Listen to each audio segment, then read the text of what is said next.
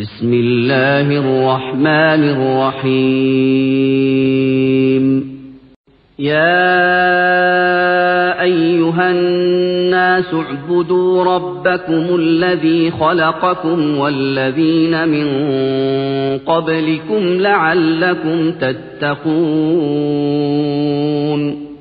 الذي جعل لكم الأرض فراشا والسماء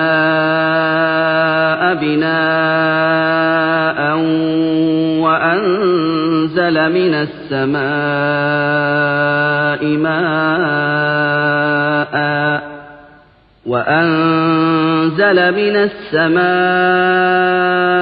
ماء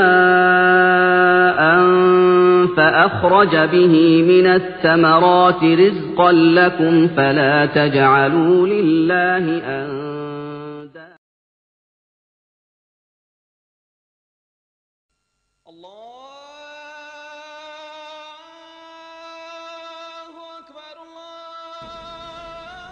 ഇസ്ലാമിക പ്രബോധനം ഓരോ മുസ്ലിമിന്റെയും ബാധ്യതയാണ്.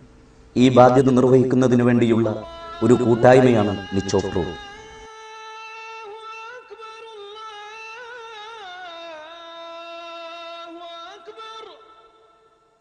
നിച്ച് ഓഫ് ട്രൂത്ത് പ്രവർത്തനങ്ങൾ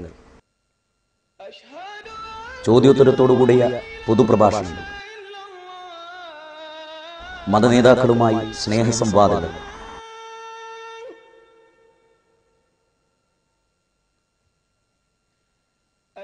സൗജന്യ ഇസ്ലാം കറസ്പോണ്ടൻസ് കോഴ്സ്, ഇസ്ലാമിനെ പരിചയപ്പെടുത്തുന്ന ലഘുലേഖകളും പുസ്തകങ്ങളും, ഇസ്ലാം വിമർശനങ്ങൾക്ക് മറുപടി പറയുന്ന ഗ്രന്ഥങ്ങളും കാസറ്റുകളും,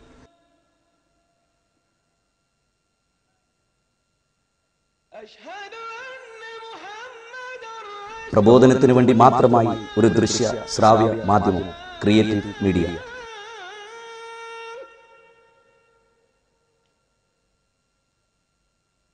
ഇസ്ലാമിക പ്രബോധനത്തിന് മാത്രമായി ഒരു ആനുകാലിക സ്നേഹസംവാദം മാസിക.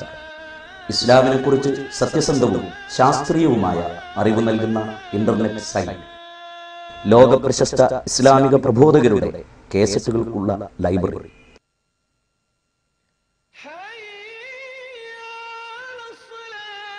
പ്രബോധകർക്കായുള്ള റഫറൻസ് ലൈബ്രറി.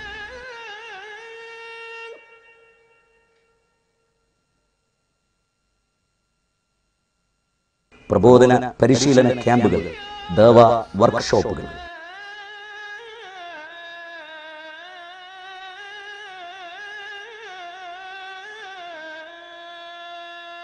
ഖുർആൻ പരിഭാഷാ വിതരണം. ഗ്രാമാന്തരങ്ങളിൽ ഇസ്ലാമിന്റെ സന്ദേശം എത്തിക്കാൻ മൊബൈൽ ദഅവ യൂണിറ്റ്. നേരിട്ട് ഇസ്ലാമിനെ മനസ്സിലാക്കാൻ നിച്ച് ഓഫ് ട്രൂത്ത് സെന്ററുകൾ.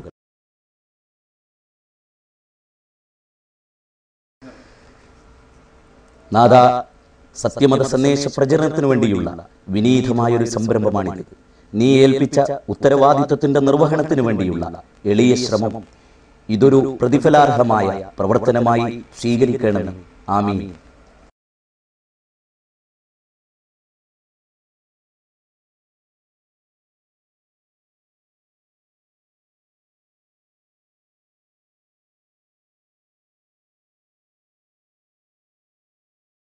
അസ്സലാമു അലൈക്കും.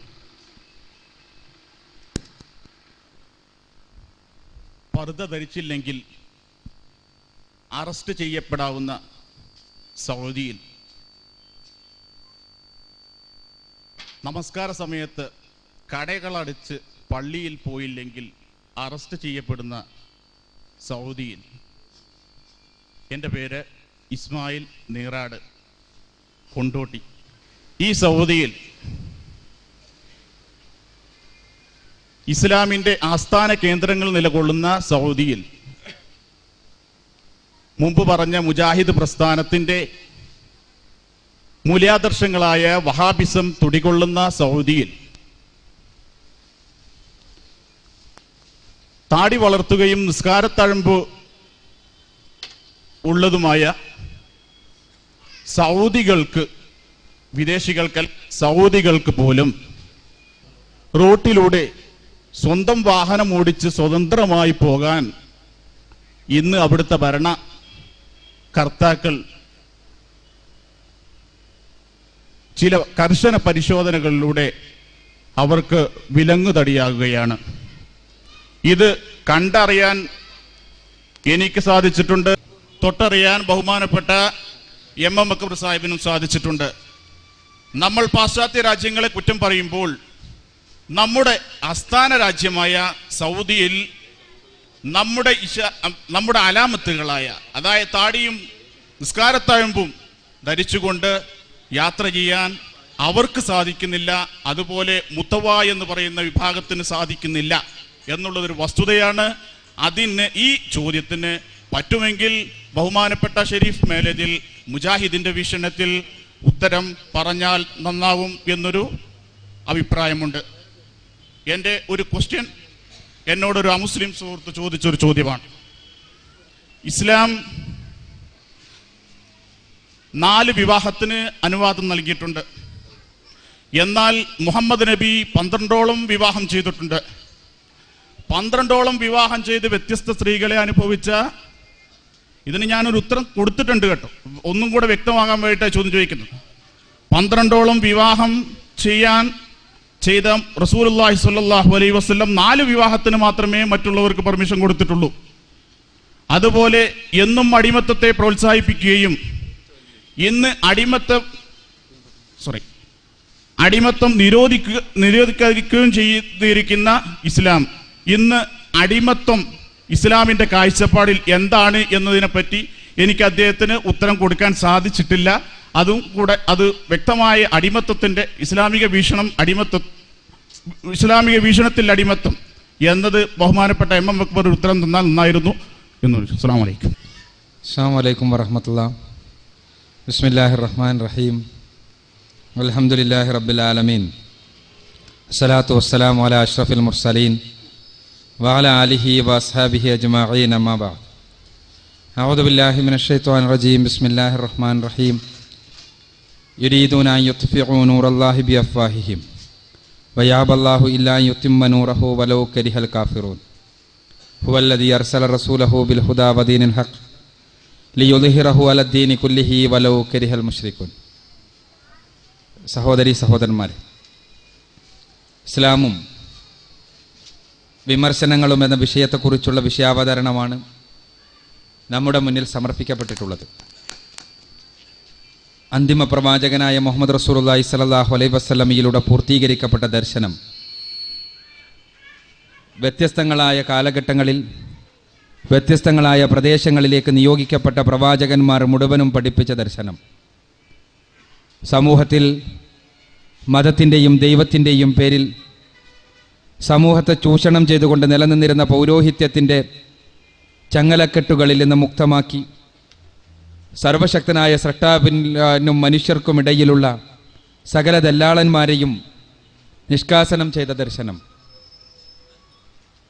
മനുഷ്യർക്കിടയിൽ മനുഷ്യരെ ചൂഷണം ചെയ്യുന്ന വ്യവസ്ഥിതികൾക്ക് അവസാനം കുറിക്കുകയും അങ്ങനെ ചൂഷണങ്ങൾക്ക് വിധേയരായ ആളുകൾക്ക് വിമോചനത്തിൻ്റെ സന്ദേശം പഠിപ്പിക്കുകയും ചെയ്ത ദർശനം ഇതെക്കാലഘട്ടത്തിലും പ്രവാചകന്മാരുടെ കാലഘട്ടങ്ങളിൽ മുഴുവനും ഏറെ വിമർശിക്കപ്പെട്ടിട്ടുണ്ട്, ഏറെ പ്രതിസന്ധികൾക്ക് വിധേയമാക്കപ്പെട്ടിട്ടുണ്ട്, ഏറെ ആരോപണങ്ങൾക്ക് വിധേയമാക്കപ്പെട്ടിട്ടുണ്ട്. അന്തിമ പ്രവാചകൻ്റെ ജീവിത കാലഘട്ടത്തിലും ഏറെ വിമർശിക്കപ്പെടുകയും ഏറെ ബത്സിക്കപ്പെടുകയും ചെയ്ത ദർശനമാണ് ഇസ്ലാം എന്ന് നമുക്കറിയാം. റസൂലുള്ളാഹി സ്വല്ലല്ലാഹു അലൈഹി വസല്ലമയുടെ ജീവിതാവസാനത്തിന് ശേഷം 14 നൂറ്റാണ്ടുകൾ പിന്നിടുമ്പോൾ ഈ കാലഘട്ടത്തിലും ഏറ്റവും അധികം വിമർശിക്കപ്പെട്ടുകൊണ്ടിരിക്കുന്ന ദർശനം ഇസ്ലാമാണ് എന്നുള്ളതൊരു പച്ചയായ വസ്തുതയാണ്. എന്തുകൊണ്ട് ഇസ്ലാം വിമർശിക്കപ്പെടുന്നു എന്നുള്ളത് തികച്ചും മാനവികമായ കാഴ്ചപ്പാടിലാണ് ഇവിടെ വിവരിക്കപ്പെട്ടിട്ടുള്ളത്. ഇസ്ലാമിൻ്റെ ആദർശങ്ങൾ സകലവിധ ചൂഷണങ്ങളുടെയും അടിവേരറുക്കുന്നതാണ്. അതുകൊണ്ട് തന്നെ ചൂഷണത്തിൻ്റെ വക്താക്കൾക്ക്, അത് മതത്തിൻ്റെ പേരിലായിരുന്നാലും ഭൗതികതയുടെ പേരിലായിരുന്നാലും കച്ചവട താല്പര്യത്തിൻ്റെ പേരിലായിരുന്നാലുമെല്ലാം ചൂഷണത്തിൻ്റെ വക്താക്കൾക്ക് ഇസ്ലാമിക ആദർശം, ഇസ്ലാമിൻ്റെ അടിസ്ഥാന പ്രമാണങ്ങൾ അതെല്ലാം തന്നെ എക്കാലഘട്ടത്തിലും പ്രയാസകരമായ ആദർശങ്ങളാണ് മുന്നോട്ട് വെക്കുന്നത് എന്നുള്ളത് കൊണ്ട് തന്നെ ഇസ്ലാമിനെ തമസ്കരിക്കുവാനും ഇസ്ലാമിനെ തെറ്റിദ്ധരിപ്പിക്കുവാനും വേണ്ടിയുള്ള കൊണ്ടുപിടിച്ച പരിശ്രമങ്ങൾ ലോകത്തിൻ്റെ വ്യത്യസ്തങ്ങളായ ഭാഗങ്ങളിൽ നടന്നുകൊണ്ടിരിക്കുകയാണ്. ആ പരിശ്രമങ്ങൾ നടന്നുകൊണ്ടിരിക്കുമ്പോൾ തന്നെ ഇസ്ലാമിക ആദർശത്തെ പച്ചയായി അവതരിപ്പിക്കുക എന്ന ആ ആദർശത്തിനെതിരെ വരുന്ന ഒളിയമ്പുകൾക്ക് കൃത്യമായി മറുപടി പറയുക എന്ന ബാധ്യതാ നിർവഹണത്തിൻ്റെ ഭാഗമായി സംഘടിപ്പിക്കപ്പെട്ടതാണ് ഈ പ്രോഗ്രാം എന്നിവിടെ സൂചിപ്പിക്കപ്പെടുകയുണ്ടായി. തീർച്ചയായും ഈ പരിപാടിയുടെ വിഷയാവതരണത്തിൽ പറഞ്ഞതുപോലെ ഈ വിഷയം സമഗ്രമായി ചർച്ച ചെയ്യുക മാത്രമല്ല, ഈ വിഷയത്തിൻ്റെ അന്തസ്സത്ത നമ്മുടെ സമൂഹത്തിലേക്ക് ഇറക്കിക്കൊണ്ടുപോകുവാൻ കൂടിയുള്ളൊരു പ്രചോദനമായി ഈ പരിപാടി മാറണമെന്നും മാറ്റണമെന്നും ആമുഖമായി അഭ്യർത്ഥിപ്പിച്ചുകൊണ്ട് ഞാൻ ചോദ്യത്തിലേക്ക് പ്രവേശിക്കുകയാണ്. ബഹുമാനനായ സുഹൃത്ത് ചോദ്യം അല്ല ചോദിച്ചിട്ടുള്ളത്, ചോദ്യങ്ങളുടെ ഒരു പടക്കം പൊട്ടിച്ചിരിക്കുന്നു എന്ന് വേണമെങ്കിൽ പറയാം. 2-3 ചോദ്യങ്ങൾ ഒന്നിച്ചടിച്ചിരിക്കാം. ഒന്നാമത്തെ ചോദ്യം ഷെരീഫിനോടാണെന്നാണ് പറഞ്ഞത്. ഏതായിരുന്നാലും ഒരാൾ നീറ്റ് നിന്നാൽ മതിയല്ലോ എന്നുള്ള നിലക്കാണ് ഞാൻ നീട്ടുന്നത്. എന്താണെന്ന് വെച്ചാൽ സൗദി അറേബ്യയിൽ ഇന്ന് സംഭവിച്ചു കൊണ്ടിരിക്കുന്ന സംഗതി വളരെ വിശാലമായി മറുപടി പറയേണ്ട ഒരു കാര്യമാണ്. ഇതേപോലുള്ളൊരു വേദിയിൽ വളരെ സംക്ഷിപ്തമായി മറുപടി പറയുക പ്രയാസകരമായൊരു വിഷയമാണിത്. കാരണം സൗദി അറേബ്യയിൽ എന്നല്ല, ഇസ്ലാമിക ലോകത്ത് പൊതുവെ ഇസ്ലാമിൻ്റെ ചിഹ്നങ്ങളുമായി ജീവിക്കുന്ന ആളുകളെ കൂടുതൽ സംശയിക്കപ്പെടുന്ന അവസ്ഥാവിശേഷമുണ്ട്.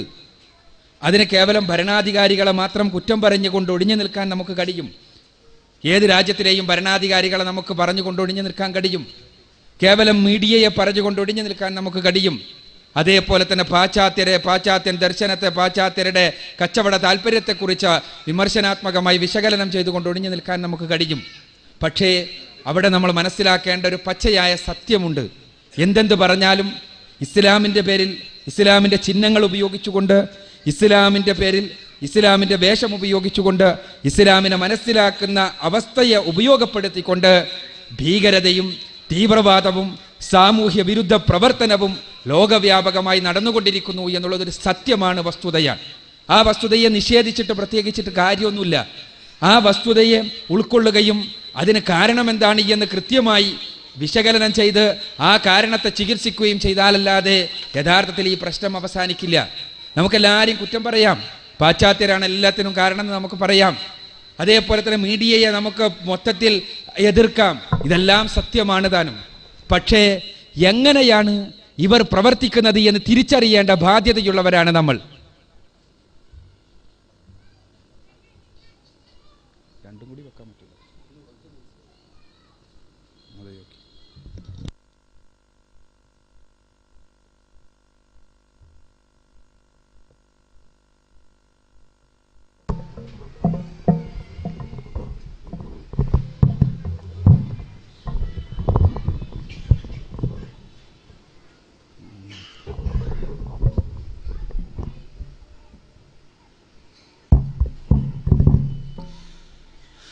അപ്പോൾ നമുക്ക് ബാധ്യതയുണ്ട്. എങ്ങനെയാണ് ഇസ്ലാം വിരുദ്ധർ പ്രവർത്തിക്കുന്നത് എന്നറിയേണ്ട ആ ബാധ്യത നിർവഹിക്കാൻ നമുക്ക് കഴിയണം. ഇസ്ലാം വിരുദ്ധർ അവരുടെ ഏറ്റവും വലിയ ആയുധമാണ് മീഡിയ എന്ന് ഇവിടെ പറഞ്ഞു.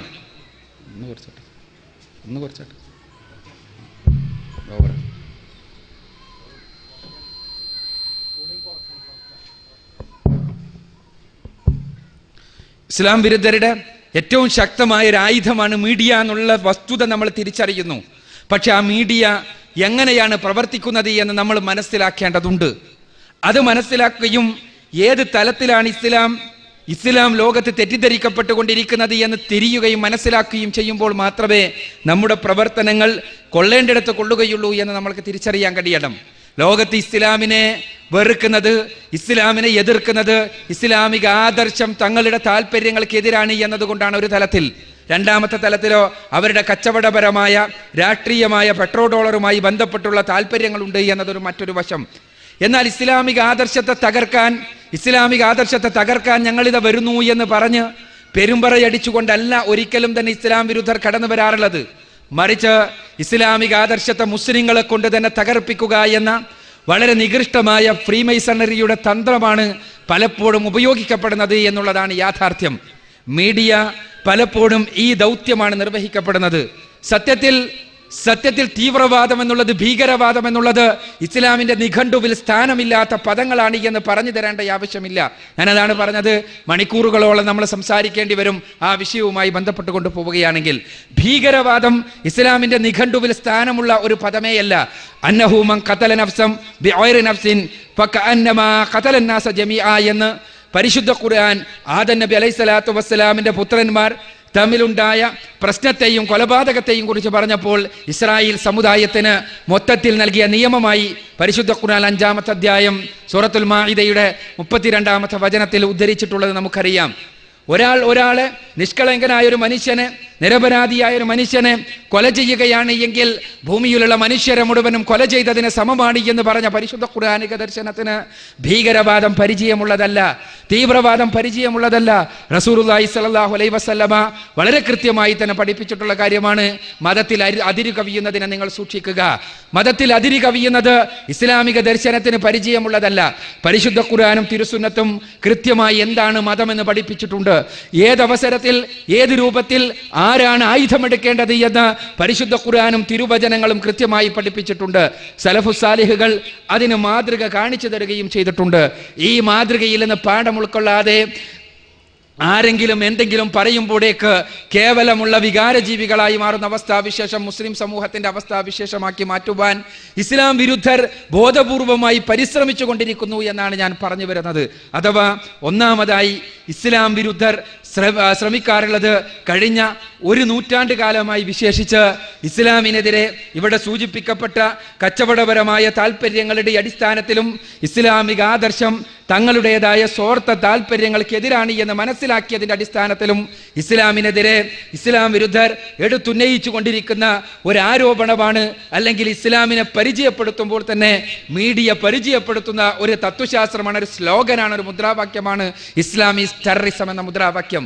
ഈ മുദ്രാവാക്യം മുഴക്കുക വഴി 2-3 ലക്ഷ്യങ്ങൾ ഇവർ കാണുന്നുണ്ട്. ഒന്നാമത്തേത് മുസ്ലിങ്ങളെ തന്നെ തീവ്രവാദവൽക്കരിക്കുക എന്ന ലക്ഷ്യം.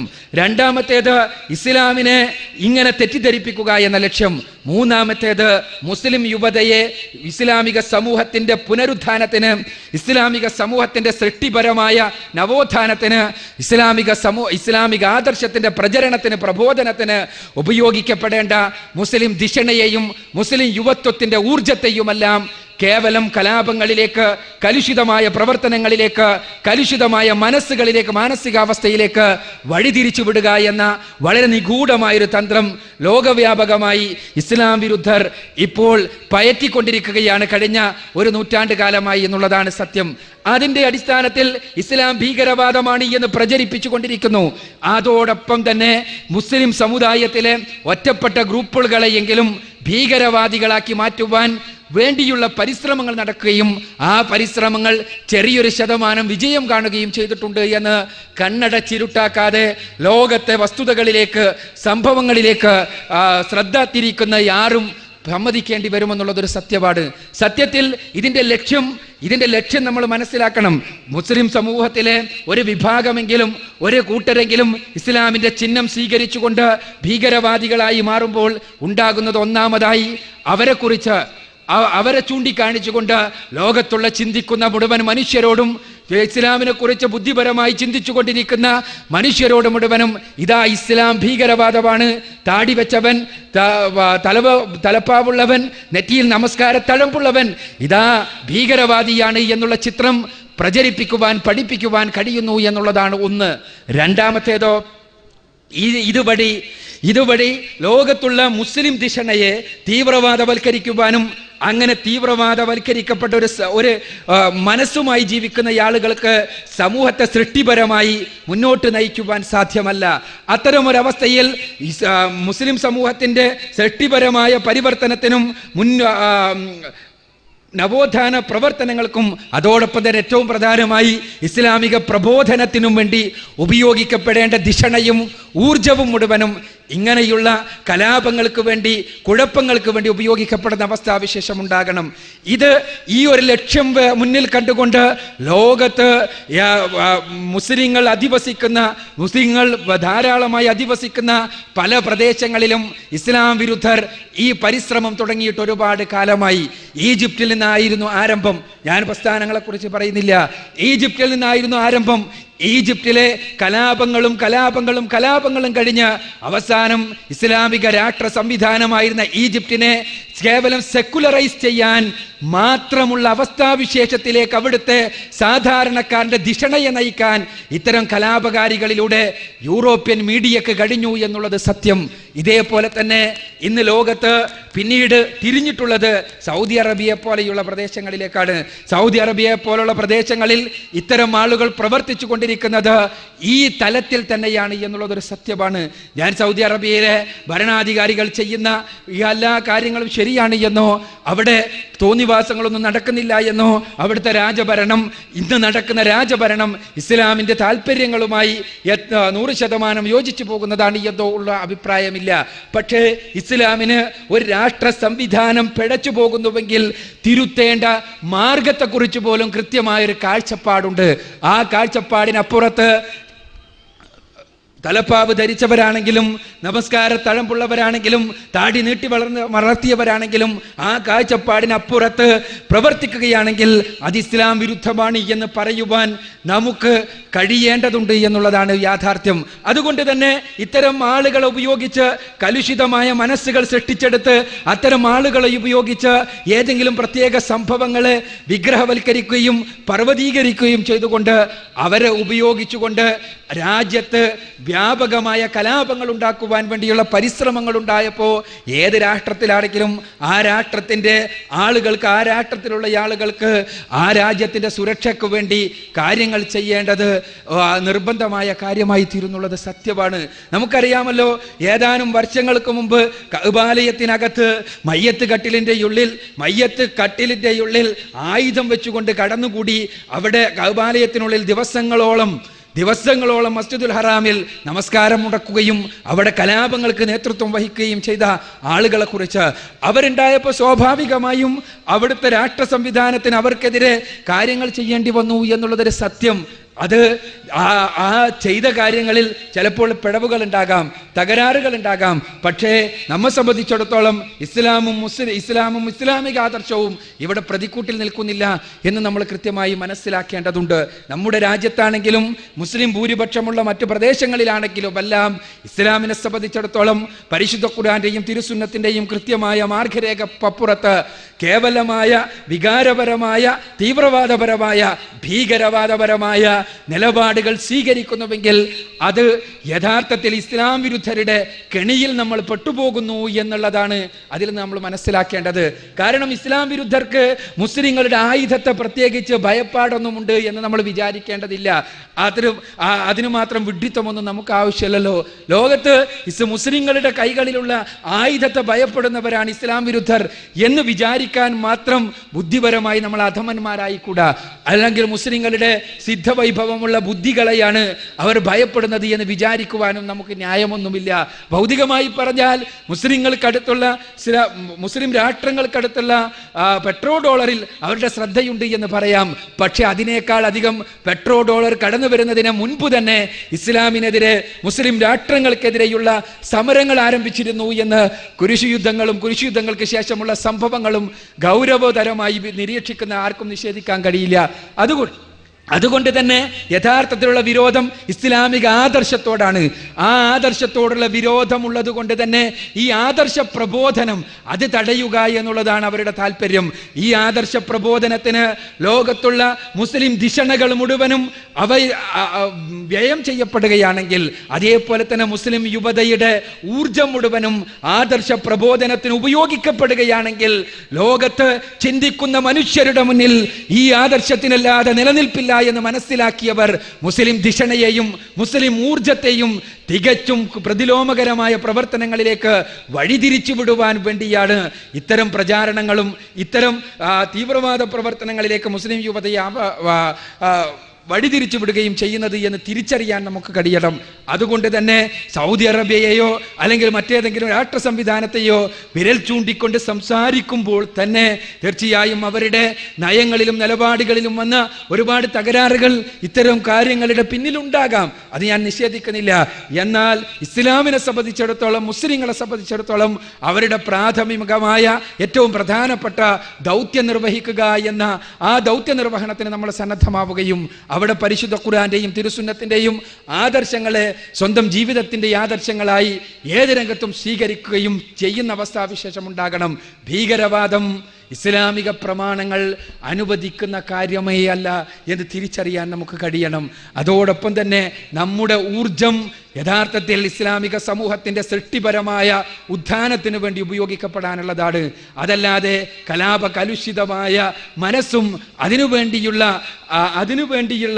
ഊർജത്തിന്റെ സമാഹരണവും എന്ന തികച്ചും പ്രതിലോമകരമായ ആശയത്തിലേക്ക് നമ്മൾ പോകാതിരിക്കാൻ നമ്മുടെ ഈ മതനിരപേക്ഷ രാഷ്ട്രത്തിലെ ഇസ്ലാമിക മുസ്ലിം സമൂഹവും ശ്രദ്ധിക്കേണ്ടതുണ്ട് എന്നാണ് അഭിഷേകമായി എനിക്ക് സൂചിപ്പിക്കുവാനുള്ളത്. വളരെ കൂടുതൽ വിശദീകരണം ആവശ്യമുള്ള ഒരു വിഷയമാണ്. നമുക്ക് ഇൻഷാ അല്ലാഹ് അഭിഷേകമായി പിന്നീട് സംസാരിക്കാവുന്നതാണ്. മറ്റ് ചോദ്യങ്ങൾ ഇൻഷാ അല്ലാഹ് മഗ്‌രിബിന് ശേഷം ആ ചോദ്യങ്ങൾക്ക് മറുപടി പറയാമെന്നാണ് വിചാരിക്കുന്നത്. സഹോദരന്മാരെ, നേരത്തെ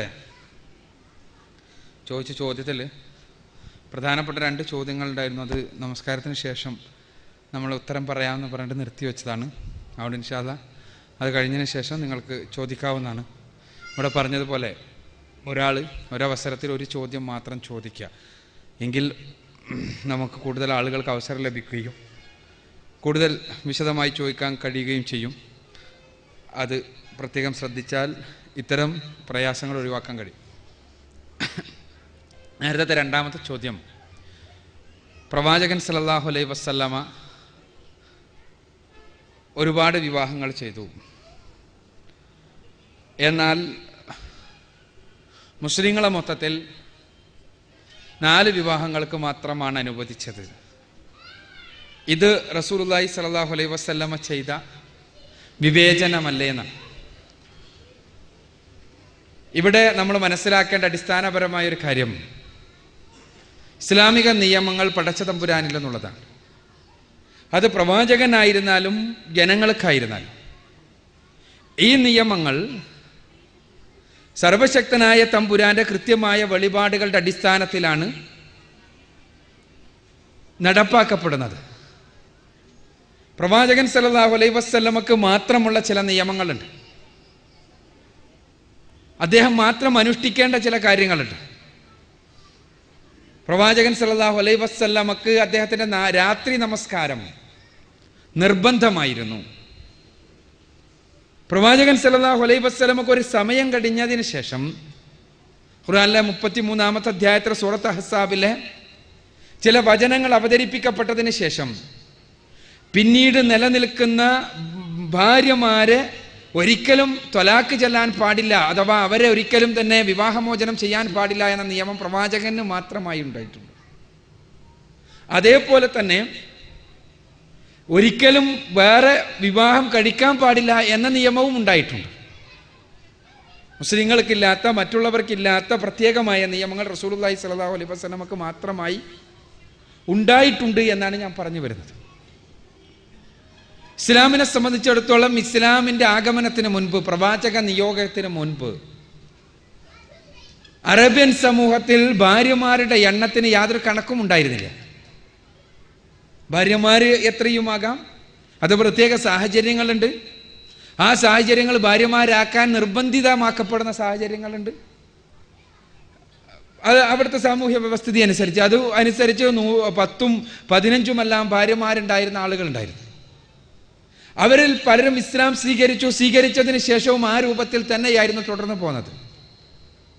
എന്നാൽ പരിശുദ്ധ ഖുർആനിലെ 4-ാമത്തെ അധ്യായം സൂറത്തുൻ നിസാഇലെ 3-ാമത്തെ വചനം അവതരിപ്പിക്കപ്പെട്ടപ്പോൾ,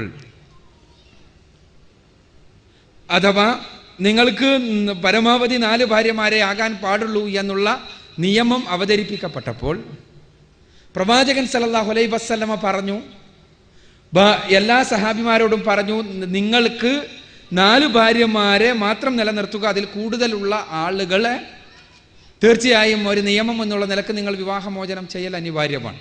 നിയമം നടപ്പാക്കുന്ന സമയത്ത് ഉണ്ടാകുന്ന വൈകാരികമായ പ്രയാസങ്ങൾ അതിജീവിക്കുക എന്നുള്ളതാണ് ഒരു വിശ്വാസി സമൂഹത്തിൻ്റെ സവിശേഷത. അങ്ങനെ അവരെ വിവാഹമോചനം ചെയ്യുകയും ആ വിവാഹമോചനം ചെയ്ത ആളുകളെ മറ്റു സഹാബത്ത് അഥവാ ഭാര്യമാരില്ലാത്ത അല്ലെങ്കിൽ 1-2 ഭാര്യമാരുള്ള മറ്റ് പ്രവാചക അനുചരന്മാർ അവരെ സ്വീകരിക്കുകയും ചെയ്തുകൊണ്ടാണ് ഇസ്ലാമിക സമൂഹത്തിൽ ഈ നിയമം നടപ്പാക്കപ്പെട്ടത്. റസൂലുള്ളാഹി സ്വല്ലല്ലാഹു അലൈഹി വസല്ലമയെ സംബന്ധിച്ചിടത്തോളം ആ സമയത്ത് നിലവിലുണ്ടായിരുന്ന ഭാര്യമാർ, ആ ഭാര്യമാരുണ്ടാകാൻ ഒരുപാട് സാഹചര്യങ്ങളുണ്ട്. റസൂലുള്ളാഹി സ്വല്ലല്ലാഹു അലൈഹി വസല്ലമയുടെ ഭാര്യമാർ അദ്ദേഹത്തിൻ്റെ വാർദ്ധക്യ സമയത്താണ് കൂടുതൽ അദ്ദേഹത്തിന് വിവാഹം കഴിക്കേണ്ടി വന്നിട്ടുള്ളത്. അതിന് കാരണങ്ങളുണ്ട്, അതല്ല ചോദ്യം എന്നുള്ളതുകൊണ്ട് ഞാൻ അതിലേക്ക് പോകുന്നില്ല. ഈ ഭാര്യമാർ, അദ്ദേഹം സ്വീകരിച്ചിരുന്ന ഭാര്യമാർ, ആ ഭാര്യമാർ വിശ്വാസികളുടെ മാതാക്കളാണ്. പ്രവാചക പത്നിമാരെ കുറിച്ചുള്ള ഇസ്ലാമിൻ്റെ അടിസ്ഥാന തത്വം, പ്രവാചക പത്നിമാർ വിശ്വാസികളുടെ മാതാക്കളാണ് എന്നുള്ളത്. അതുകൊണ്ട് തന്നെ പ്രവാചകൻ അവരെ വിവാഹമോചനം ചെയ്തു കഴിഞ്ഞാൽ മറ്റ് വിശ്വാസികൾക്ക് അവരെ വിവാഹം ചെയ്യാൻ കഴിയില്ല. കാരണം അവർ വിശ്വാസികളുടെ മാതാക്കളാണ്. അതുകൊണ്ട് തന്നെ റസൂലുള്ളാഹി സ്വല്ലല്ലാഹു അലൈഹി വസല്ലമയോട് മറ്റുള്ളവരോട് കൽപ്പിച്ചതുപോലെ ഈ നിയമത്തിൻ്റെ അടിസ്ഥാനത്തിൽ ഖുർആനിലെ 4-ാമത്തെ അധ്യായം സൂറത്തു നിസാഇലെ 3-ാമത്തെ വചനത്തിൻ്റെ അടിസ്ഥാനത്തിൽ നിലവിലുള്ള ഭാര്യമാരിൽ 4 മാത്രം നിലനിർത്തി ബാക്കിയുള്ളവരെ വിവാഹമോചനം ചെയ്യുക എന്ന് പറഞ്ഞാൽ ആ നിയമം അവിടെ അപ്രായോഗികമായിരിക്കും, പ്രയാസകരമായിരിക്കും എന്നുള്ള കാര്യത്തിൽ സംശയമൊന്നുമില്ല. അതുകൊണ്ട് തന്നെ പ്രവാചകൻ സല്ലല്ലാഹു അലൈഹി വസല്ലമക്ക് പ്രത്യേകമായി ഇനി വിവാഹം കഴിക്കാൻ പാടില്ല എന്നും ഇനി ഇവരെ വിവാഹമോചനം ചെയ്യാൻ പാടില്ല എന്നും അതോടൊപ്പം തന്നെ ഇവരെ ഇതേപോലെ തന്നെ നിലനിർത്താം, ബാക്കിയുള്ള വിശ്വാസികളിൽ നിന്ന് വ്യത്യസ്തമായി നിലനിർത്താം എന്നുള്ള നിയമമുണ്ടായി. ഇതാണ് ആ വിഷയത്തിൽ സംഭവിച്ചിട്ടുള്ളത്. അതിൽ പ്രവാചകന്റെ പത്നിമാരുടെ കാര്യത്തിൽ പ്രധാനമായും ഇസ്ലാം ഒന്നിലധികം ഭാര്യമാരുണ്ടാകുമ്പോൾ കൽപ്പിക്കുന്ന കാര്യം അവർ തമ്മിൽ നീതി നിലനിർത്തുക എന്നുള്ളതാണ്. പലപ്പോഴും ബഹുഭാര്യത്വം സാർവത്രികമായ സമൂഹത്തിൽ ഇല്ലാത്തത് അതാണ്. നീതി നിലനിർത്തുക എന്നുള്ളതുണ്ടാവുകയില്ല. അതിൻ്റെതായ ലൈംഗിക താല്പര്യങ്ങൾ മാത്രമായിരിക്കും ബഹുഭാര്യത്വത്തിന് പിന്നിലുണ്ടാവുക. എന്നാൽ പ്രവാചകന്റെ ജീവിതത്തിൽ റസൂലുള്ളാഹി സ്വല്ലല്ലാഹു അലൈഹി വസല്ലമയുടെ ബഹുഭാര്യത്വം സ്വീകരിച്ച് അദ്ദേഹത്തിൻ്റെ 9 ഭാര്യമാർ ഒരേ സമയത്ത് നിലനിന്നിരുന്ന ജീവിതത്തിൽ അനീതി ഒരു പ്രവാചക പത്നിക്ക് പോലും ചൂണ്ടിക്കാണിക്കാൻ ഉണ്ടായിരുന്നില്ല എന്നുള്ള വസ്തുത നമ്മൾ പ്രത്യേകമായി എടുത്ത് മനസ്സിലാക്കേണ്ടതുണ്ട്. പ്രവാചക പത്നിമാർ അവർ സംതൃപ്തരായിരുന്നു എല്ലാ കാര്യങ്ങളിലും. എന്നാൽ ഭൗതിക വിഭവങ്ങളുടെ വിഷയത്തിൽ പ്രവാചകന്റെ വാർദ്ധക്യം അവർക്ക് പ്രയാസമുണ്ടായിരിക്കിയിട്ടില്ല എന്നല്ല ഞാൻ പറയുന്നത്. പക്ഷേ ലഭിക്കുന്ന വിഭവങ്ങൾ, ആ വിഭവങ്ങൾ വിതരണം ചെയ്യുന്ന വിഷയത്തിലും മറ്റ് ശാരീരികമായ ഒരു ഭാര്യയ്ക്ക് ഭർത്താവിൽ നിന്ന് ലഭിക്കേണ്ടതായ എല്ലാ തരത്തിലുമുള്ള ബന്ധങ്ങളിൽ അവർ സംതൃപ്തരായിരുന്നു എന്നുള്ള വസ്തുതയും നമ്മൾ മനസ്സിലാക്കേണ്ടതുണ്ട്.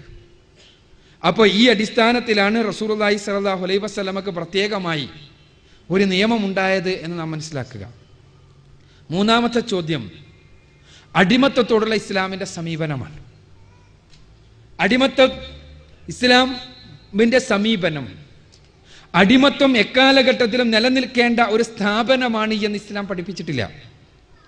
മുൻപേ നിലവിലുണ്ടായിരുന്ന ഒരു സാമൂഹ്യ സ്ഥാപനം, ആ സ്ഥാപനത്തെ മാനവവൽക്കരിക്കുകയും അതിൽ നിർബന്ധമായും ഉണ്ടായി വരേണ്ട നിയമങ്ങൾ പഠിപ്പിക്കുകയും അടിമ വിമോചനം എന്നത് ഒരു ഉത്കൃഷ്ടമായ കർമ്മമായി പറയുകയും ആ അടിമ വിമോചനത്തിന് ആ വിശ്വാസികളെ പ്രേരിപ്പിക്കുകയും ആ അടിമ വിമോചനം നടക്കുവാൻ ആവശ്യമായ സംവിധാനങ്ങൾ സൃഷ്ടിക്കുകയും അതോടൊപ്പം തന്നെ അടിമയും ഉടമയും തമ്മിലുള്ള മാനസികമായ വിടവ് പൂർണ്ണമായി ഇല്ലാതെയാക്കുവാൻ ആവശ്യമായ കൃത്യമായ മനഃശാസ്ത്രപരമായ സംവിധാനങ്ങൾ ഏർപ്പെടുത്തുകയും അവർ തമ്മിൽ സാഹോദര്യം വളർത്തുകയും അടിമയെ പീഡിപ്പിക്കുന്ന ഉടമ മനസ്ഥിതിക്ക് അടിവേരറുക്കുകയും ആ ഉടമയുടെ കീഴിലുള്ള അടിമക്ക് കൃത്യമായ അവകാശങ്ങളുണ്ട് എന്ന് പഠിപ്പിക്കുകയും അവൻ എങ്ങാനും പീഡിപ്പിക്കുകയാണെങ്കിൽ ആ പീഡനത്തിന് പകരം ചോദിക്കേണ്ടത് രാഷ്ട്ര സംവിധാനത്തിൻ്റെ ബാധ്യതയാണ് എന്ന് പഠിപ്പിക്കുകയും അടിമക്ക് എപ്പോഴെങ്കിലും സ്വാതന്ത്ര്യം ആഗ്രഹിക്കുന്നുണ്ട് എങ്കിൽ അയാൾക്ക് സ്വാതന്ത്ര്യം നൽകുവാൻ ആവശ്യമായ സംവിധാനങ്ങൾ ഏർപ്പെടുത്തുകയുമെല്ലാമാണ് ഇസ്ലാം ചെയ്തത്. അടിമത്വം പൂർണ്ണമായി ഇസ്ലാം നിരോധിച്ചിട്ടില്ല. അത് എന്തുകൊണ്ട് എന്ന് ചോദ്യത്തിൽ വരാത്തത് കൊണ്ട് തന്നെ ഞാൻ വിശദീകരിക്കുന്നില്ല. അത് ഇൻഷാ അല്ലാഹ് ചോദ്യം വരികയാണെങ്കിൽ ഇൻഷാ അല്ലാഹ് പിന്നീട് വിശദീകരിക്കാം. അടിമത്വം എന്നും നിലനിൽക്കേണ്ട ഒരു സ്ഥാപനമായി ഇസ്ലാം പഠിപ്പിച്ചിട്ടില്ല. എന്നാൽ അടിമത്വം നിലനിൽക്കുന്ന സാമൂഹ്യ സാഹചര്യത്തിൽ അടിമത്വത്തെ മാനവവൽക്കരിക്കുകയും അടിമയെ പൂർണ്ണനായ മനുഷ്യനായി കണ്ട് അവനെയും ഉടമയും തമ്മിലുള്ള വ്യത്യാസങ്ങൾ പൂർണ്ണമായി പരിഹരിച്ചുകൊണ്ടും പീഡിപ്പിക്കപ്പെടുന്ന അവസ്ഥയിൽ നിന്ന് മാറി പൂർണ്ണമായ അവകാശങ്ങൾ അനുഭവിക്കുന്ന അവസ്ഥയിലേക്ക് അയാളെ കൊണ്ടുവരികയും ചെയ്യുക എന്ന ദൗത്യമാണ് ഇസ്ലാം അഭിഷേകമായി ചെയ്തത് എന്നുള്ളതാണ് യാഥാർത്ഥ്യം. അടിമത്വം പൂർണ്ണമായി ഇസ്ലാം നിരോധിച്ചിട്ടില്ല. മദ്യത്തെയോ വ്യഭിചാരത്തെയോ ഒന്നും പോലെ അടിമത്വം പൂർണ്ണമായി ഇസ്ലാം നിരോധിച്ചിട്ടില്ല.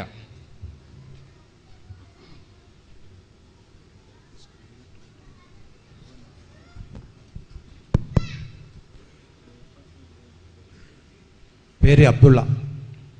എൻ്റെ ചോദ്യം, ലോകത്തുള്ള മുഴുവൻ മുസ്ലിങ്ങളും ഇപ്പോൾ നേരത്തെ അക്ബർ സാഹിബ് പറഞ്ഞതുപോലെ മുസ്ലിം സമുദായത്തിന് അല്ലെങ്കിൽ ഇസ്ലാമിനെതിരെ സിയോണിസ്റ്റുകളും മീഡിയകളും വളരെ ശക്തമായി പ്രവർത്തിക്കുന്നുണ്ട് എന്നുള്ളൊരു യാഥാർത്ഥ്യം ലോകത്തുള്ള മുഴുവൻ മുസ്ലിങ്ങളും സമ്മതിക്കുകയാണ്.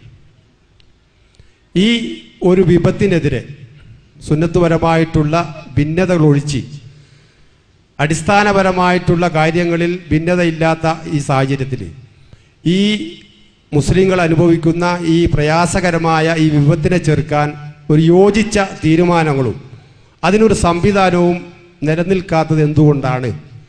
അതിന് വിഘാതം നിൽക്കുന്നത് ഏത് ഭാഗത്താണ്? അതൊന്ന് വിശദീകരിച്ചാൽ കൊള്ളാം.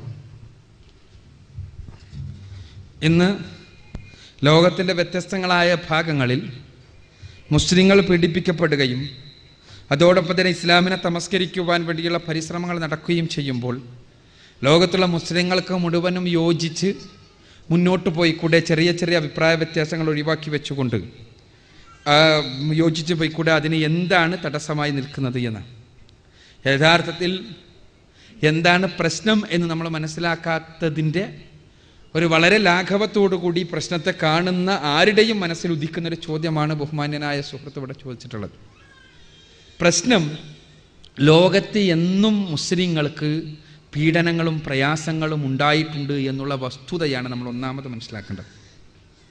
ഇസ്ലാമിക സമൂഹം ഒരു കാലഘട്ടത്തിലും പൂർണ്ണമായി അംഗീകരിക്കപ്പെട്ടൊരവസ്ഥാവിശേഷം ഉണ്ടായിട്ടില്ല. ലോകത്ത് ഒരു കാലഘട്ടത്തിലും ഇസ്ലാമിക സമൂഹം ഏറ്റവും വലിയ രാഷ്ട്രീയ ശക്തിയായി നിലകൊണ്ട അവസ്ഥാവിശേഷം ഉണ്ടായിട്ടില്ല. ലോകത്ത് ഏറ്റവും കൂടുതൽ സമ്പത്ത് ഒരുക്കൂട്ടിയ പ്രദേശമായി ഇസ്ലാമിക സംവിധാനം ഉണ്ടായിട്ടില്ല. ഏറ്റവും വലിയ ബുദ്ധിജീവികൾ നിലനിൽക്കുന്ന ഒരു സമൂഹവുമായും ഇസ്ലാമിക സമൂഹം മാറിയിട്ടില്ല. എന്നാൽ ഇസ്ലാമിക സമൂഹത്തിന് തലയെടുപ്പും ആദർശനിഷ്ഠയും അതോടൊപ്പം തന്നെ അഭിമാനവും ഉണ്ടായിരുന്ന ഒരു കാലഘട്ടം ഉണ്ടായിരുന്നു. ആ അഭിമാനം പടച്ച തമ്പുരാൻ ഈ സമൂഹത്തെ പ്രത്യേകമായി എടുത്ത് സൃഷ്ടിച്ച് വളർത്തിയത് കൊണ്ടുണ്ടായ അഭിമാനമായിരുന്നു. പടച്ചോൻ പറഞ്ഞത്, കുന്തും ഖൈറ ഉമ്മ ഉഖ്രിജത് ലിന്നാസ്, നിങ്ങളാണ് ഉത്തമ സമുദായം, മനുഷ്യർക്ക് വേണ്ടി ഉയർപ്പിക്കപ്പെട്ട, മനുഷ്യ സമൂഹത്തിന് വേണ്ടി ഉയർപ്പിക്കപ്പെട്ട ഉത്തമ സമുദായം നിങ്ങളാണ്.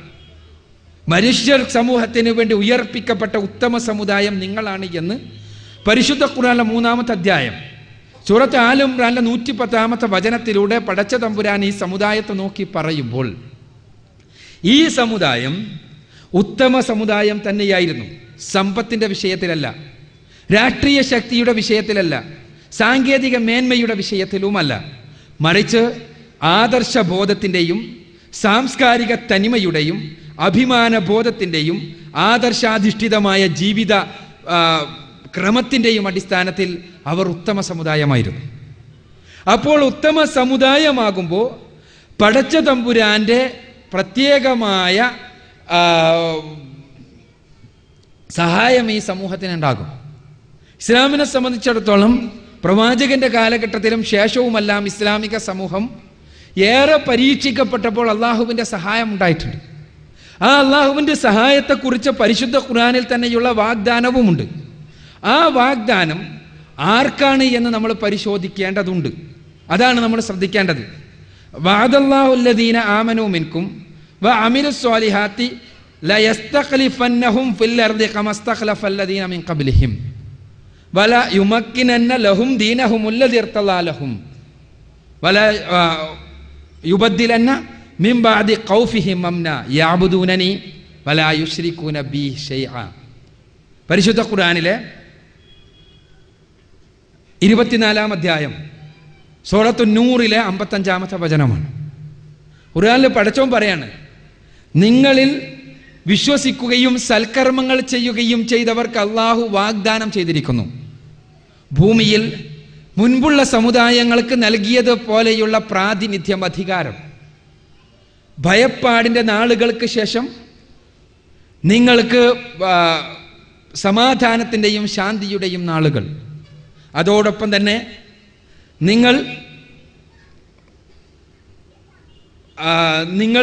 ഏറെ ആക്രമിക്കപ്പെട്ട നിങ്ങളുടെ മതത്തിൻ്റെ വിഷയത്തിൽ നിങ്ങൾക്ക് സ്വാധീനവും ശാന്തിയും. ഇത് അള്ളാഹു വാഗ്ദാനം ചെയ്തിരിക്കുന്ന ആർക്ക്? വിശ്വസിക്കുകയും സൽക്കർമ്മങ്ങൾ അനുഷ്ഠിക്കുകയും ചെയ്തവർക്ക്. അതിന് പഠിച്ചോൻ പിന്നീട് പറഞ്ഞതെന്താ? യഅബുദൂനനി വലാ യുശ്രികൂന ബി ശൈഅ. അതിന് നിങ്ങൾ എന്നെ മാത്രം ആരാധിക്കുക, എന്നിൽ ആരെയും പങ്കു ചേർക്കാതിരിക്കുക. അപ്പൊ അള്ളാഹുവിൻ്റെ വാഗ്ദാനമാണിത്. അള്ളാഹുവിൻ്റെ വാഗ്ദാനം ആർക്കാണ്? വിശ്വസിക്കുകയും സൽക്കർമ്മങ്ങൾ അനുഷ്ഠിക്കുകയും ചെയ്തവർക്കാണ്. അതോടൊപ്പം തന്നെ പടച്ചോൻ ഖൈറു ഉമ്മത്ത് എന്ന് പറഞ്ഞത് ആരെക്കുറിച്ചാണ്? ഏറ്റവും ഉത്തമ സമുദായം എന്ന് പറഞ്ഞത്. അതും ഖുർആന് കൃത്യമായി പറഞ്ഞു, കുന്തും ഖൈറ ഉമ്മ ഉഖ്രിജത് ലിന്നാസ് തഅമുറൂന ബിൽ മഅറൂഫി വതൻഹൗന അനിൽ മുൻകരി വതുഅ്മിനൂന ബില്ലാഹ്. ആരാണ് ഉത്തമ സമുദായം? ആ ഉത്തമ സമുദായം എന്ന് പറഞ്ഞാൽ മുസ്ലിം മാതാപിതാക്കളുടെ മക്കളായി ജനിച്ചതിൻ്റെ പേരിൽ കാനേശുമാരിയിൽ മുസ്ലിം പേരുകൾ ഉൾക്കൊള്ളുന്ന ആളുകളാണോ? അല്ല, മറിച്ച് സദാചാരത്തിലേക്ക് ക്ഷണിക്കുകയും ദുരാചാരത്തിൽ നിന്ന് ജനങ്ങളെ തടയുകയും അള്ളാഹുവിൽ വിശ്വസിക്കുകയും ചെയ്യുന്നവർ ഉൾക്കൊള്ളുന്നതാണ് ഉത്തമ സമുദായം. ആ സമുദായം ഉത്തമ സമുദായമാണ് മനുഷ്യർക്ക് വേണ്ടി ഉയർപ്പിക്കപ്പെട്ട. അഥവാ പടച്ച തമ്പുരാൻ ഇവിടെ പറഞ്ഞ കുറേ കാര്യങ്ങൾ കൂട്ടി വായിക്കണം. വളരെ വിശദമായി ചർച്ച ചെയ്യേണ്ട വിഷയമാണ്. വളരെ സംക്ഷിപ്തമായി പറഞ്ഞാൽ, ഒന്നാമതായി വിശ്വാസം ഉൾക്കൊള്ളുന്ന ഒരു സമൂഹമാകണം. രണ്ടാമതായി സൽക്കർമ്മങ്ങൾ അനുഷ്ഠിക്കണം. മൂന്നാമതായി സത്യത്തിലേക്ക് ക്ഷണിക്കണം, ധർമ്മത്തിലേക്ക് ക്ഷണിക്കണം. നാലാമതായി അധർമ്മത്തിൽ നിന്ന് ജനങ്ങളെ തടയണം. ഇതെല്ലാമാണ് ഈ സമുദായത്തിൻ്റെ അള്ളാഹു വാഗ്ദാനം ചെയ്ത സമാധാനം ലഭിക്കുന്ന, അധികാരം ലഭിക്കുന്ന, പ്രശ്നങ്ങളില്ലാത്ത ഉത്തമ സമുദായത്തിൻ്റെ സവിശേഷതകൾ ഇതെല്ലാം ആകണം. ഇതാകാതിരുന്നപ്പോൾ സ്വാഭാവികമായും ഈ സവിശേഷതകൾ നഷ്ടപ്പെട്ടു. അതാണ് സംഭവിക്കുന്നത്. എന്തുകൊണ്ടെന്നാൽ നിങ്ങൾ ആലോചിച്ച് നോക്കുക, എനിക്കൊരു സ്ഥാനമുണ്ടെങ്കിൽ ആ സ്ഥാനത്തിന് ഒരു ഉത്തരവാദിത്തം ഉണ്ടാകും. ആ ഉത്തരവാദിത്തം നിർവഹിക്കാതിരുന്നാൽ ആ സ്ഥാനം സ്വാഭാവികമായി നഷ്ടപ്പെടും. ഞാനൊരു കമ്പനിയുടെ മാനേജറാണ്. മാനേജർ എന്ന ബോർഡ് വെച്ചുകൊണ്ട് ഞാൻ ഇങ്ങനെ ഇരിക്കുകയാണ്. കമ്പനി മാനേജ് ചെയ്യുന്നില്ല, എൻ്റെ സബോർഡിനേറ്റ്സിനെ മോട്ടിവേറ്റ് ചെയ്യുന്നില്ല, എനിക്ക് കീഴിലുള്ള ജോലിക്കാരുടെ പ്രശ്നങ്ങളെക്കുറിച്ച് ഞാൻ പഠിക്കുന്നില്ല, കമ്പനിക്ക് ആവശ്യമായ കാര്യങ്ങളെക്കുറിച്ച് ഞാൻ ഒന്നും ശ്രദ്ധിക്കുന്നില്ല. എങ്കിൽ എന്തായിരിക്കും അവസ്ഥ? സ്വാഭാവികമായിട്ടും 4 ദിവസം കഴിഞ്ഞാൽ ആ ബോർഡ് എടുത്ത് മാറ്റേണ്ടി വരും. മാനേജറിന് ബോർഡ് വെച്ച് നടന്നിട്ട് കാര്യമൊന്നുമില്ല. ഞാൻ ആ ഉത്തരവാദിത്തം നിർവഹിക്കാതിരുന്നാൽ എനിക്ക് ലഭിച്ച സ്ഥാനം നഷ്ടപ്പെടും. ഇവിടെ മുസ്ലിം സമുദായം മൊത്തത്തിൽ ഈ ഉത്തരവാദിത്വ നിർവഹണത്തിൽ നിന്ന് പിന്നോട്ട് പോയപ്പോൾ പടച്ച തമ്പുരാൻ തന്നെ അവർക്ക് നൽകിയ ഉത്തമ സമുദായം എന്ന സവിശേഷത സ്ഥാനം എടുത്തു കളഞ്ഞു എന്നുള്ളതാണ് ലോകത്ത് ഇന്ന് നടന്നുകൊണ്ടിരിക്കുന്ന പ്രശ്നങ്ങളിൽ നിന്ന് നമ്മൾ പഠിക്കുന്ന പ്രധാനപ്പെട്ട പാഠം. ഇതാണെങ്കിൽ പ്രവാചകൻ സല്ലല്ലാഹു അലൈഹി വസല്ലമ തന്നെ മുൻപേ പ്രവചിച്ച കാര്യമാണ് താനും. അത് നമ്മൾ മനസ്സിലാക്കേണ്ടതുണ്ട്. നമ്മൾ യോജിപ്പിക്കുക എന്ന് പറയുമ്പോൾ വളരെ എളുപ്പമുള്ള കാര്യമാണ്.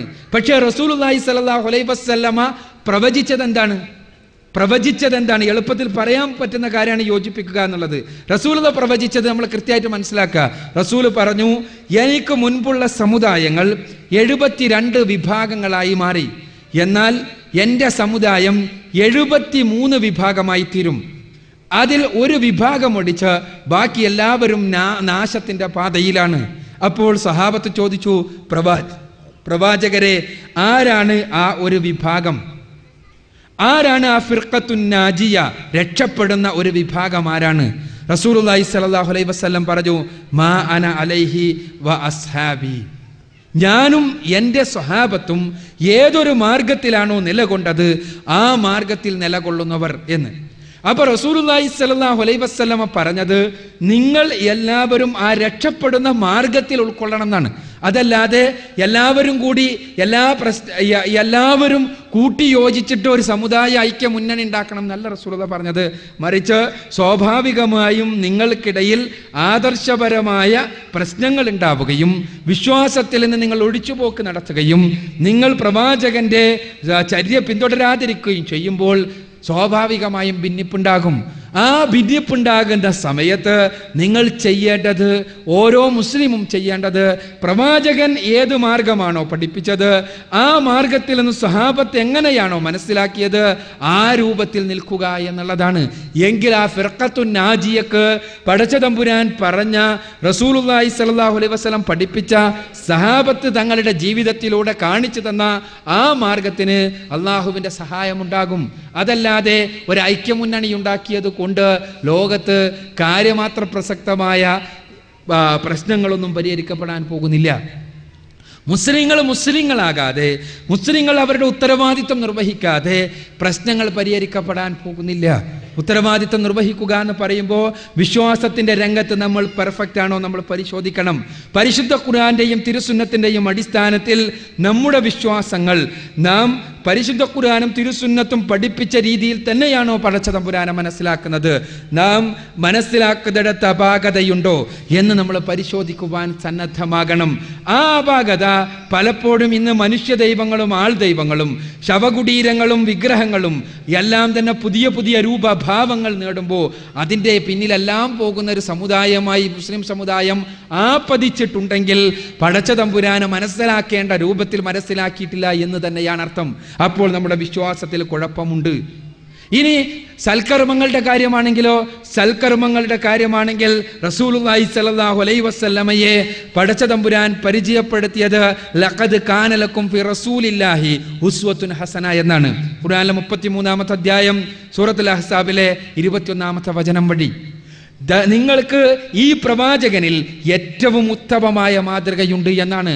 റസൂലുള്ളാഹി സ്വല്ലല്ലാഹു അലൈഹി വസല്ലമയുടെ മാതൃക ജീവിതത്തിൽ മൊത്തത്തിൽ സ്വീകരിക്കാൻ നമുക്ക് കഴിയുന്നുണ്ടോ? നാം സ്വയം വിലയിരുത്തേണ്ടതാണ്. പ്രവാചകന്റെ മാതൃക നാം സ്വീകരിക്കുകയോ അതല്ല നമ്മുടെ മാതൃകക്കനുസൃതമായി പ്രവാചകന്റെ വചനങ്ങളെ വളച്ചൊടിക്കുകയോ എന്താണ് നാം ചെയ്യുന്നത്? ആരാധനകളുടെ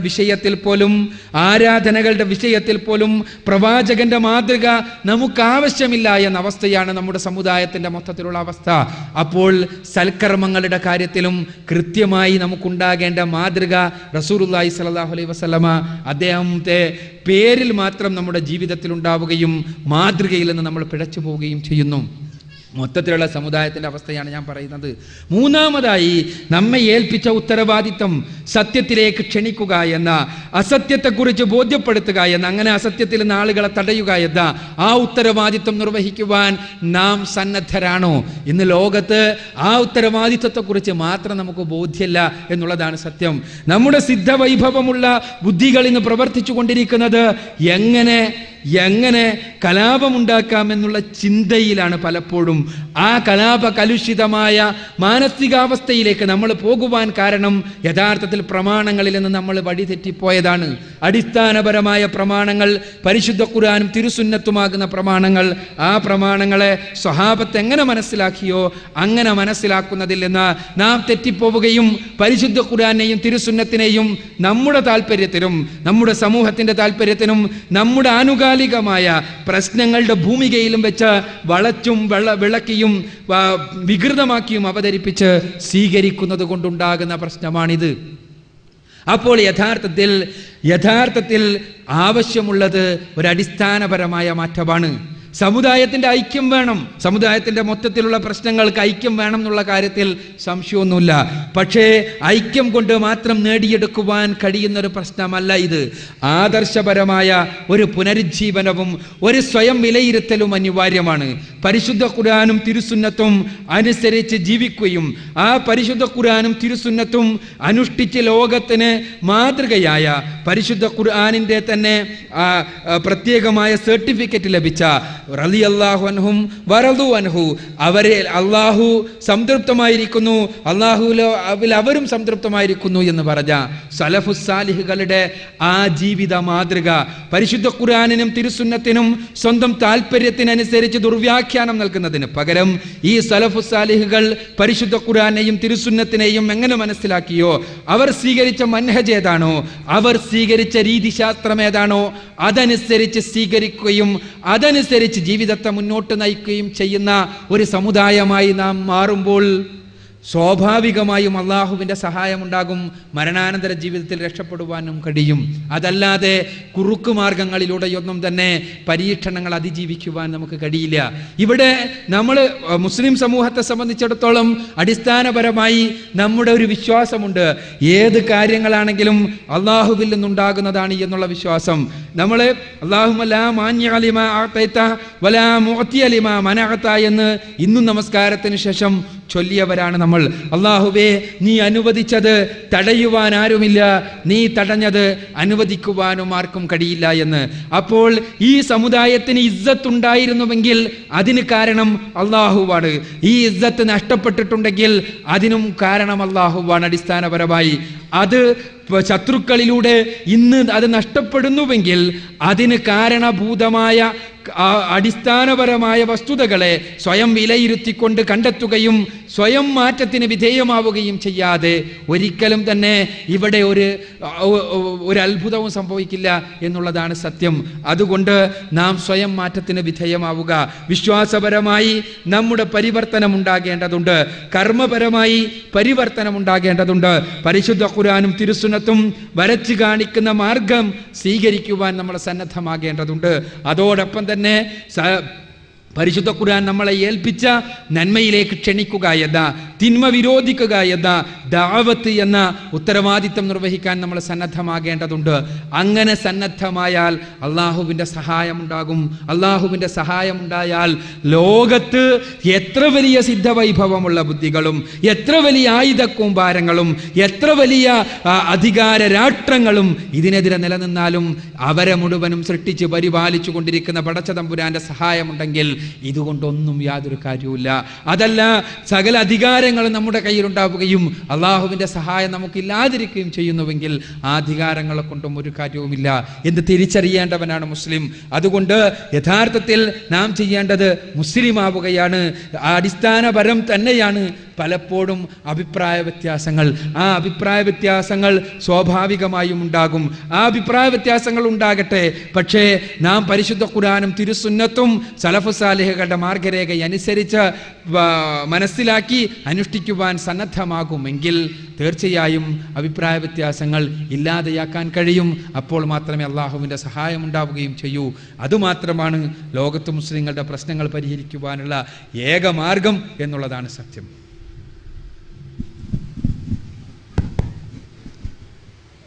എൻ്റെ പേര് ഹാരിസ്. എൻ്റെ ചോദ്യം, ആത്മഹത്യ ഇസ്ലാം നിഷിദ്ധമായി കാണുന്നു. ഫലസ്തീനിലും അതുപോലെ ചെച്നിയയിലും ഒക്കെ ചാവേർ സ്ഫോടനങ്ങൾ നടക്കുന്നു. ഇത് ആത്മഹത്യയല്ലേ എന്നാണ് ചോദ്യം.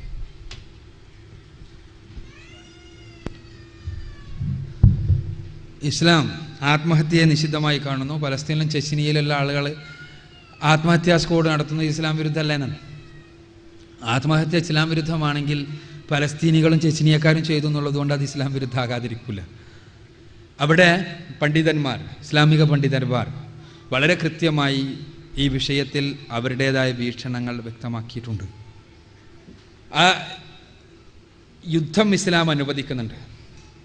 യുദ്ധത്തിന് പോകുമ്പോൾ തന്നെ ഒരാളെ സംബന്ധിച്ചിടത്തോളം അയാൾ മരണപ്പെടാനുള്ള സാധ്യത 50%. ഇപ്പം ഞാൻ യുദ്ധത്തിന് ഒരുങ്ങുകയാണെങ്കിൽ ഇസ്ലാമിക രാഷ്ട്ര സംവിധാനത്തിൽ ഖലീഫയുടെ കീഴിൽ ഞാൻ യുദ്ധം ചെയ്യുകയാണെങ്കിൽ ഞാൻ കൊല്ലപ്പെടാനുള്ള സാധ്യത 50%.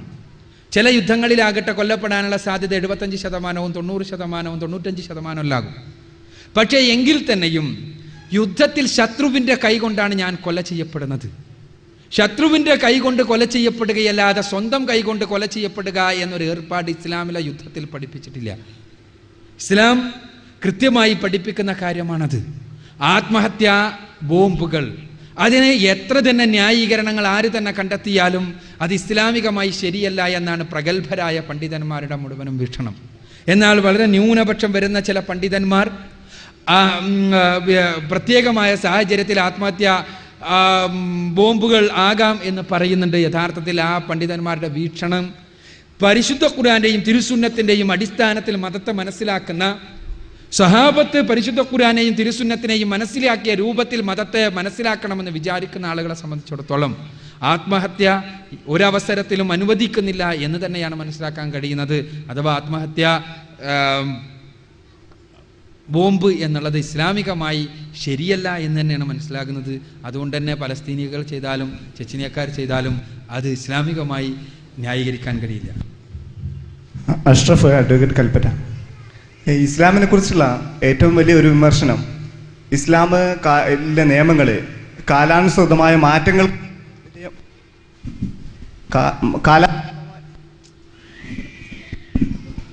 കാലാനുസൃതമായ മാറ്റങ്ങൾക്ക് വിധേയമാകുന്നില്ല എന്നുള്ളതാണല്ലോ. അതോടൊപ്പം തന്നെ ഈ മലേഷ്യ, ഇന്തോനേഷ്യ തുടങ്ങിയ രാജ്യങ്ങളിൽ ഇസ്ലാമിക നിയമങ്ങൾ മാറ്റം വരുത്തുന്നുണ്ടെന്നും ഇന്ത്യയെ പോലെയുള്ള രാജ്യങ്ങളിൽ മാറ്റം വരുത്തില്ല എന്നും പ്രചരിക്കപ്പെടുന്നുണ്ട്. യഥാർത്ഥത്തിൽ ഇസ്ലാമിലെ വിവാഹമോചനം, സ്ത്രീകളുടെ വസ്ത്രധാരണ, പിന്തുടർച്ചാവകാശം, ഇസ്ലാമിലെ കുറ്റങ്ങൾക്കുള്ള ശിക്ഷ, ഇതിലൊക്കെ മാറ്റങ്ങൾ ആവശ്യമാണോ? ആവശ്യമല്ലെങ്കിൽ എന്തുകൊണ്ട്?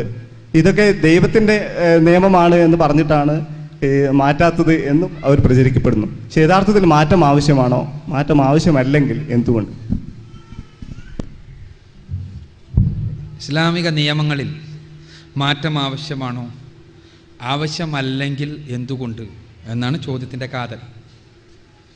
ലോകത്ത് ഇസ്ലാമിക നിയമങ്ങൾ 20-ാം നൂറ്റാണ്ടിന് യോജിച്ചതല്ല എന്നത് 20-ാം നൂറ്റാണ്ടിലെ മാത്രം വാദമാണ്. 20-ാം നൂറ്റാണ്ടിന് യോജിച്ചതല്ല ഇസ്ലാമിക നിയമങ്ങൾ എന്നുള്ളത് 20-ാം നൂറ്റാണ്ടിൻ്റെ മാത്രം വാദമാണ്. 19-ാം നൂറ്റാണ്ടിലെ വാദം 19-ാം നൂറ്റാണ്ടിന് യോജിച്ചതല്ല എന്നായിരുന്നു. 18-ാം നൂറ്റാണ്ടിലെ വാദം 18-ാം നൂറ്റാണ്ടിന് യോജിച്ചതല്ല എന്നായിരുന്നു. റസൂലുള്ളാഹി സ്വല്ലല്ലാഹു അലൈഹി വസല്ലമയുടെ കാലം കഴിഞ്ഞ് 6-ാം നൂറ്റാണ്ടിലെയും 7-ാം നൂറ്റാണ്ടിലെല്ലാം വാദം ആ 6-ാം നൂറ്റാണ്ടിന് 7-ാം നൂറ്റാണ്ടിന് ഒന്നും യോജിച്ചതല്ല ഇസ്ലാമിക നിയമങ്ങളായിരുന്നു. ഇതിന് കാരണമുണ്ട്. ഇസ്ലാമിക നിയമങ്ങൾ ഇവിടെ വിഷയാവതരണത്തിൽ സൂചിപ്പിച്ചതുപോലെ 2 അടിസ്ഥാന സങ്കല്പങ്ങളിൽ അധിഷ്ഠിതമാണ്. ഒന്ന്, പടച്ച തമ്പുരാനും മനുഷ്യനും തമ്മിലുള്ള നേരിട്ടുള്ള ബന്ധം. 2, മനുഷ്യരും തമ്മിലുള്ള ബന്ധത്തിലുള്ള കൃത്യമായ ദൈവികമായ വിധിവിലക്കുകൾ. ഈ 2 നിയമങ്ങൾ ഇസ്ലാമിക സംഹിതകളുടെ മുഴുവനും അടിസ്ഥാനമാണ്. മനുഷ്യന് നന്മ ചെയ്യണം, തിന്മ ചെയ്യരുത് എന്ന് പറയാൻ എല്ലാവർക്കും കഴിയും. പക്ഷേ എന്താണ് നന്മ എന്ന് പഠിപ്പിക്കേണ്ടത് പടച്ച തമ്പുരാൻ തന്നെയാണ് എന്നുള്ളതാണ് ഇസ്ലാമികമായ അടിസ്ഥാനപരമായ സങ്കല്പം. എന്താണ് നന്മ എന്ന് പഠിപ്പിക്കേണ്ടത് പടച്ച തമ്പുരാനാണ്. സൃഷ്ടാവായ തമ്പുരാൻ അത് പഠിപ്പിക്കാനാണ് പ്രവാചകന്മാരെ പറഞ്ഞയച്ചത്. എന്താണ് നന്മ, എന്താണ് തിന്മ എന്ന് പഠിപ്പിക്കാൻ. അന്തിമ പ്രവാചകനോടുകൂടി ഇസ്ലാം പൂർണ്ണമായിരിക്കുന്നു. അൽയൗമ അക്മൽതു ലക്കും ദീനക്കും വ അത്മംതു അലൈക്കും നിഅമതി വ റളീതു ലക്കുമുൽ ഇസ്ലാമ ദീന. പരിശുദ്ധ ഖുർആൻ 5-ാമത്തെ അധ്യായം സൂറത്തുൽ മാഇദയിലെ 3-ാമത്തെ വചനത്തോടുകൂടി ഇസ്ലാം മതം പൂർണ്ണമായിരിക്കുന്നു. ഇനി അതിൻ്റെ നിയമങ്ങൾ സർവകാലികമാണ്, ജനീനമാണ്. എല്ലാവർക്കും സ്വീകരിക്കാൻ കഴിയുന്ന എക്കാലഘട്ടത്തിലും പ്രസക്തമായ നിയമങ്ങളാണ് ഇസ്ലാമിക നിയമങ്ങൾ. ആ നിയമങ്ങളിൽ യാതൊരു മാറ്റവും യാതൊരു സമൂഹത്തിലും അനിവാര്യമേ അല്ല. ഇസ്ലാമിക നിയമങ്ങളിൽ ഒരു മാറ്റവും ഒരു സമൂഹത്തിലും അനിവാര്യമല്ല. എന്നാൽ ഇസ്ലാമിക നിയമങ്ങൾ പ്രയോഗവൽക്കരിക്കുവാൻ ചില പ്രത്യേകമായ സ്റ്റെപ്പുകളുണ്ട്. ആ സ്റ്റെപ്പുകൾ കൃത്യമായിട്ട് നമ്മൾ മനസ്സിലാക്കണം. ഇസ്ലാമിൽ ഏറ്റവും അടിസ്ഥാനപരമായ ഒരു നിയമമാണ് സക്കാത്ത് കൊടുക്കണം എന്നുള്ള നിയമം. ആ സക്കാത്ത് കൊടുക്കണമെങ്കിൽ അയാൾക്ക് സമ്പത്തുണ്ടാകണം. സമ്പത്തില്ലാത്ത ആളെ സംബന്ധിച്ചിടത്തോളം സക്കാത്ത് കൊടുക്കണമെന്ന നിയമം അയാൾക്ക് അപ്രസക്തമാണ്. സ്വാഭാവികമായിട്ടും അപ്രസക്താണ്. വൈവാഹികമായ നിയമങ്ങൾ ഇസ്ലാമിൽ അടിസ്ഥാന നിയമങ്ങളാണ്. വിവാഹം കഴിക്കാത്ത ഒരാളെ സംബന്ധിച്ചിടത്തോളം വൈവാഹിക നിയമങ്ങൾ അയാൾക്ക് അപ്രസക്തമാണ്. ഇതേപോലെ തന്നെ ഇസ്ലാമിലെ രാഷ്ട്ര നിയമങ്ങളുണ്ട്. രാഷ്ട്ര നിയമങ്ങൾ എന്ന് പറയുമ്പോൾ നമ്മൾ സാധാരണ ക്രിമിനൽ നിയമങ്ങൾ എന്നറിയുന്ന നിയമങ്ങൾ. ഈ നിയമങ്ങൾ ഇസ്ലാമിക രാഷ്ട്ര സംവിധാനത്തിൽ ഖലീഫ നടപ്പാക്കേണ്ട നിയമങ്ങളാണ്. ഖലീഫ ഇല്ലാത്തിടത്തോളം കാലം, ഇസ്ലാമിക രാഷ്ട്ര സംവിധാനം ഇല്ലാത്തിടത്തോളം കാലം കാനൂനുൽ ജിനാഇ എന്ന് ഇസ്ലാമിക സാങ്കേതിക പദാവലിയിൽ കാണുന്ന ഈ ക്രിമിനൽ നിയമങ്ങൾ നടപ്പാക്കൽ അപ്രസക്തമാണ്. ഇസ്ലാമികമായി ആ രൂപത്തിൽ നടപ്പാക്കേണ്ടതില്ല.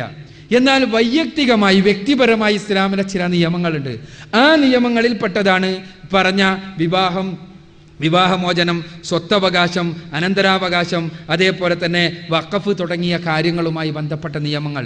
ആ നിയമങ്ങൾ ഒരു മുസ്ലിമിനെ സംബന്ധിച്ചിടത്തോളം അയാൾക്ക് ഏതവസരത്തിലും പ്രായോഗികമാണ്, ഏതവസരത്തിലും മാനവികമാണ് എന്നുള്ളതാണ് സത്യം. അത് പടച്ച തമ്പുരാന്റെ നിയമങ്ങളാണ്. അതുകൊണ്ട് തന്നെ അതിനെ മാറ്റത്തിന് വിധേയമല്ല. ഒരു സമൂഹത്തിൽ ആ നിയമങ്ങൾ ദുരുപയോഗം ചെയ്യുന്നുണ്ടെങ്കിൽ ആ സമൂഹത്തിന് ആ നിയമങ്ങൾ ദുരുപയോഗം തടയാൻ വേണ്ടി ഉള്ള ചില മാർഗങ്ങൾ കണ്ടെത്താവുന്നതാണ്. ഉദാഹരണത്തിന് ഉമർ റളിയല്ലാഹു അൻഹുവിന്റെ കാലഘട്ടത്തിൽ തലാഖിന്റെ നിയമം ചിലർ ദുരുപയോഗം ചെയ്യുന്നത് ശ്രദ്ധയിൽപ്പെട്ടപ്പോൾ ആ ദുരുപയോഗം ഇല്ലാതെയാക്കുവാൻ വേണ്ടി ഉമർ റളിയല്ലാഹു അൻഹു ആ നിയമത്തെ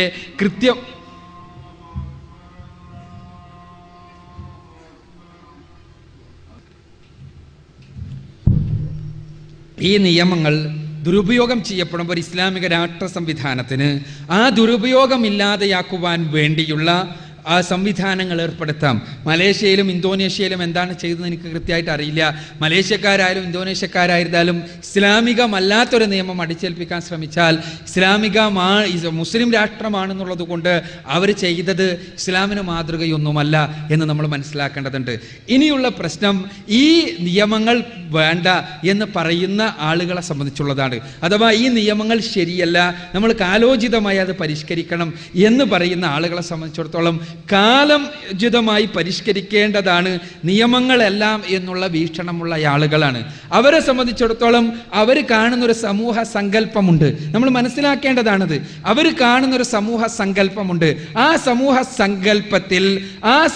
സങ്കല്പത്തിൽ അവരുടേതായ ചില പ്രത്യേകമായ വീക്ഷണകോണിൽ വെച്ച് നോക്കുമ്പോൾ ഇസ്ലാം പറയുന്ന ചില നിയമങ്ങൾ അത് അപ്രായോഗികമാണ് എന്നും മാനവികമല്ല എന്നും അവർക്ക് തോന്നും. അതിന് കാരണം അവർ കാണുന്ന സമൂഹ സങ്കല്പമാണത്. അവർ കാണുന്ന സമൂഹം സ്വാഭാവികമായും ഇസ്ലാമിക നിയമങ്ങൾ അപ്രായോഗികമാകുന്ന സമൂഹമാകും. ഉദാഹരണത്തിന് ഒരു സമൂഹത്തിൽ പലിശാധിഷ്ഠിതമായ എല്ലാ ട്രാൻസാക്ഷൻസും നടക്കുന്ന ഒരു സമൂഹത്തിൽ ഇസ്ലാമിലെ പലിശ പാടില്ല എന്നുള്ള നിയമം അപ്രായോഗികമാണ് എന്ന് അനുഭവപ്പെട്ടേക്കാം. എന്നാൽ അവിടെ ഇസ്ലാം കാണുന്നത് ഏത് സമൂഹമാണെങ്കിലും ആ സമൂഹത്തിൽ നിലനിൽക്കുന്ന ഒരു തിന്മക്ക് രാജിയായിക്കൊണ്ട് നിയമത്തെ മാറ്റുകയല്ല, ആ തിന്മ ഇല്ലാതെയാക്കാൻ വേണ്ടി പരിശ്രമിക്കുക എന്നുള്ളതാണ് ചെയ്യേണ്ടത് എന്നാണ്. ഇസ്ലാമിനെതിരെ ഈ ആരോപണം ഉന്നയിക്കുന്ന ആളുകളിൽ പ്രധാനപ്പെട്ട ഭൗതികവാദികളും യുക്തിവാദികളുമെല്ലാം ഉണ്ട്. ഇവരെ സംബന്ധിച്ചിടത്തോളം അവർ കാണുന്നൊരു സമൂഹ സങ്കല്പമുണ്ട്. നമ്മൾ മനസ്സിലാക്കേണ്ടതുണ്ട്. യുക്തിരേഖ 2000 ഒക്ടോബർ മാസം പുറത്തിറങ്ങിയ യുക്തിരേഖയിൽ, യുക്തി വിചാരത്തിൽ വളരെ കൃത്യമായി പറയുന്ന ചില കാര്യങ്ങളുണ്ട്. ഒന്നാമത്തേത്, വിവാഹത്തിലൂടെ മാത്രമേ ലൈംഗിക ബന്ധം പാടുള്ളൂ എന്നുള്ളൊരു നിലപാടുണ്ട് പലപ്പോഴും. ആ നിലപാട് തന്നെ മാനവികതയ്ക്കെതിരാണ്. വിവാഹം എന്നുള്ളത് കേവലം കുട്ടികളുടെ വിലാസത്തിന് വേണ്ടിയുള്ളൊരു ഏർപ്പാട് മാത്രമാകണം. ലൈംഗികതയെ വിവാഹത്തിൽ നിന്ന് സ്വതന്ത്രമാക്കണം എന്നാണ്. കേരളത്തിലെ യുക്തിവാദികളുടെ പ്രധാനപ്പെട്ട ഒരു മാസികയാണ് യുക്തി വിചാരം. അതേപോലെ തന്നെ ഈ യുക്തിവാദികൾ എഴുതുന്ന ലേഖനങ്ങളിൽ ഇപ്പോൾ ഏറ്റുമാനൂർ ഗോപാലകൃഷ്ണൻ എഴുതിയ അദ്ദേഹത്തിൻ്റെ തൃശ്ശൂരിലെ യുക്തിവാദ പഠന കേന്ദ്രം പ്രസിദ്ധീകരിച്ച് പുറത്തിറക്കുന്ന പുസ്തകത്തിൽ പറയുന്നത്, യുക്തിവാദിയെ സംബന്ധിച്ചിടത്തോളം ഇങ്ങനെയുള്ള നിയമങ്ങൾ, വ്യഭിചരിക്കരുത്, മദ്യപിക്കരുത് തുടങ്ങിയ നിയമങ്ങൾ അപ്രസക്തങ്ങളാണ്, മതപരമായ നിയമങ്ങളാണ്, അതുകൊണ്ട് തന്നെ അപ്രസക്തമാണ് എന്നാണ്. അപ്പോൾ അവരെ സംബന്ധിച്ചിടത്തോളം, ഇസ്ലാം വിമർശകരെ സംബന്ധിച്ചിടത്തോളം അവർ കാണുന്നത് വളരെ തുറന്ന ലൈംഗികതയുള്ള, വളരെ തുറന്ന സ്വാതന്ത്ര്യമുള്ള ഒരു സമൂഹമാണ്. ആ സമൂഹത്തിലെ വിവാഹം എന്നുള്ളത് കേവലം കുഞ്ഞുങ്ങൾക്ക് വിലാസമുണ്ടാക്കുവാൻ വേണ്ടിയുള്ള ഒരു ഏർപ്പാട് മാത്രമാണ് എന്നുള്ളതാണ് വസ്തുത.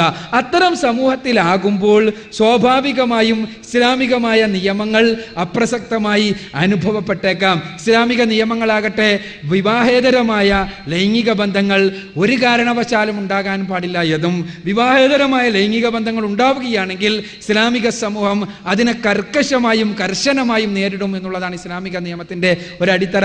അത്തരമൊരു നിയമം നിലനിൽക്കുമ്പോൾ സ്വാഭാവികമായി മാനവികമായി ലൈംഗികതയുടെ വിഷയത്തിൽ കൃത്യമായ, വിവാഹത്തിന്റെ കാര്യത്തിൽ ചില കൃത്യമായ നിയമങ്ങൾ ഉണ്ടാകേണ്ടി വരും. അതേപോലെ തന്നെ വിവാഹമോചനത്തിന്റെ കാര്യമാണെങ്കിൽ ഭൗതികവാദികളെ സംബന്ധിച്ചിടത്തോളം ഒരാൾക്ക് എപ്പോൾ വേണമെങ്കിലും ഒഴിവാക്കി പോകാൻ പറ്റുന്ന ചരക്കുകളാകണം സ്ത്രീയും പുരുഷനും എന്നുള്ളതാണ്. അഥവാ സ്ത്രീക്ക് വേണ്ടാൻ തോന്നിയാൽ ഒഴിവാക്കാം, പുരുഷന് വേണ്ടാൻ തോന്നിയാൽ ഒഴിവാക്കാം എന്നുള്ളതാണ്. എന്നാൽ ഇസ്ലാമിൽ വിവാഹമോചനത്തെക്കുറിച്ച് കൃത്യമായ ചില കാഴ്ചപ്പാടുണ്ട്. ആ കാഴ്ചപ്പാട് ഞാൻ നേരത്തെ പറഞ്ഞതുപോലെ വിവാഹം എന്ന വിശുദ്ധ സ്ഥാപനം എക്കാലഘട്ടത്തിൽ നിലനിൽക്കണമെന്നും ലൈംഗികതയും കുഞ്ഞുങ്ങളുടെ ഉൽപാദനവും ആ വിശുദ്ധ സ്ഥാപനത്തിന്റെ അടിത്തറയിൽ മാത്രമേ ഉണ്ടാകുവാൻ പാടുള്ളൂ എന്നുമുള്ള നിയമത്തിന്റെ അടിത്തറയിലുള്ളതാണ്. ആ നിയമം നിലനിൽക്കുമ്പോൾ സ്വാഭാവികമായും ഇസ്ലാമിക നിയമങ്ങൾ മാനവികമായിരിക്കും എന്നുള്ളതാണ് സത്യം.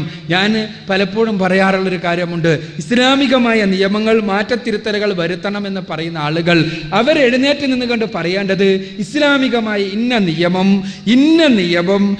മാനവികതയ്ക്കെതിരാണ്, ആ നിയമം അതുകൊണ്ട് മാറ്റണം എന്നാണ് പറയേണ്ടത്. ഇങ്ങനെ വസ്തുനിഷ്ഠമായി ഇസ്ലാം പറഞ്ഞ ഏതെങ്കിലും ഒരു നിയമം മാനവികതയ്ക്കെതിരാണ് എന്ന് വസ്തുനിഷ്ഠമായി സ്ഥാപിക്കാൻ ഒരാൾക്കും സാധ്യമല്ല. ഇന്നലെ പോലും കേരള യുക്തിവാദി സംഘത്തിന്റെ പ്രസിഡന്റായ ശ്രീമാൻ കലാനാഥൻ മാസ്റ്ററുമായി ഇതേപോലുള്ള ഒരു തുറന്ന വേദിയിൽ വെച്ച് ഒരു സംവാദത്തിൽ ഏർപ്പെടാൻ അവസരം ലഭിക്കുകയുണ്ടായി. ആ സമയത്ത് ഞാൻ ആ വേദിയിൽ വെച്ച് ശക്തമായി ഉന്നയിച്ചൊരു കാര്യമാണ്, ഇസ്ലാമികമായ നിയമങ്ങൾ ഏതെങ്കിലും മാനവികതയ്ക്കെതിരാണ് എന്ന് വസ്തുനിഷ്ഠമായി സ്ഥാപിക്കുവാൻ ഏതെങ്കിലും ഭൗതികവാദികൾക്ക് കഴിയുമോ എന്നുള്ളതാണ്. ഒരിക്കലും സാധ്യമല്ല എന്ന് ആ നിയമങ്ങളെക്കുറിച്ച് ഉത്തമ ബോധ്യത്തിൻ്റെ അടിസ്ഥാനത്തിൽ തന്നെയാണ് ഞാൻ പറയുന്നത്. ഒരിക്കലും സാധ്യമല്ല ഒരു ഭൗതികവാദിക്കുന്നുള്ളതാണ്. അതുകൊണ്ട് തന്നെ മാനവികമാണ് ഇസ്ലാമിക നിയമങ്ങൾ 100%. അത് മാറ്റങ്ങൾക്ക് വിധേയമല്ല താനും. എന്നാൽ അത് ദുരുപയോഗപ്പെടുത്തുന്നവരുണ്ടാകാം. അത് ദുരുപയോഗപ്പെടുത്തപ്പെടാത്ത ഏത് നിയമമാണുള്ളത് എന്നുള്ളതാണ് തിരിച്ച് നമുക്ക് ചോദിക്കുവാനുള്ളത്. അതുകൊണ്ട് ദുരുപയോഗപ്പെടുത്തുന്നവരുണ്ടെങ്കിൽ ആ ദുരുപയോഗം ഇല്ലാതെയാക്കുവാൻ ആവശ്യമായ സംവിധാനങ്ങളാണ് ഉണ്ടാക്കേണ്ടത്, നിയമമല്ല മാറ്റേണ്ടത് എന്ന് നമ്മൾ അറിയേണ്ടതുണ്ട്.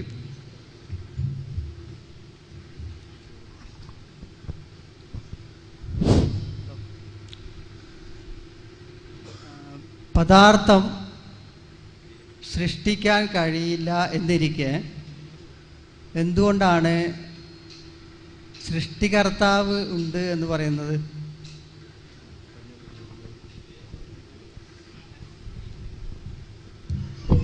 ചോദ്യകർത്താക്കളെ അവരുടെ പേര് വ്യക്തമാക്കുന്നത് നന്നായിരിക്കും. എൻ്റെ പേര് മുഹമ്മദ് ബഷീർ എന്നാണ്.